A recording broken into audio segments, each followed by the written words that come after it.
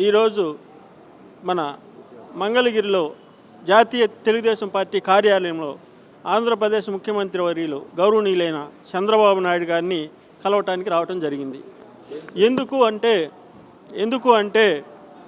నేను వైసీపీ పార్టీలో ఉండగా ఆ గవర్నమెంట్లో మన అసెంబ్లీలో నారా భువనేశ్వరి గారిని అవమానపరచడం కానీ, చంద్రబాబు నాయుడు గారిని అక్రమ కేసులు పెట్టి జైల్లో వేయటం కానీ, డాక్టర్ బిఆర్ అంబేద్కర్ విదేశీ విద్యను తీసేసి జగనన్న విదేశీ విద్యను పెట్టుకోవటం అయితేనేమి, మా ఎమ్మెల్సీ అనంతబాబు డోర్ డెలివరీ చేస్తే అతనికి పదవి ఇచ్చి అతనికి కావాలన్న వాళ్ళ మనుషులకు కూడా ఎమ్మెల్యే టికెట్ ఇచ్చి అతన్ని ఎంకరేజ్ చేయటం, ఇవన్నీ తట్టుకోలేక నేను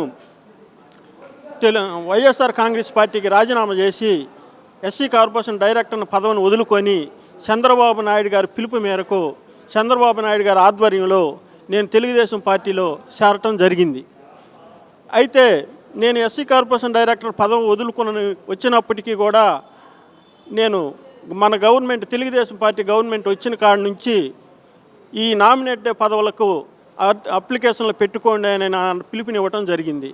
నేను దాదాపు పార్టీ ఆఫీసులు అయితేనేమి, ఉండవల్లిలో అయితేనేమి, సెక్రటరేట్లు అయితేనేమి 90 అప్లికేషన్లు ఇచ్చాను నామినేట్ పోస్ట్ కోసం. నాది ఫస్ట్ లిస్టులోనే ఉండిద్ది, రాజీనామా చేసి వచ్చాను కదా అని ఫస్ట్ లిస్టులోనే ఉండిద్దని అనుకున్నాను. కానీ ఇప్పటికి ఎన్ని లిస్టులు వదిలినా కానీ ఆ లిస్టుల్లో నా పేరు లేకపోవటం చాలా బాధాకరం అనిపిస్తుంది.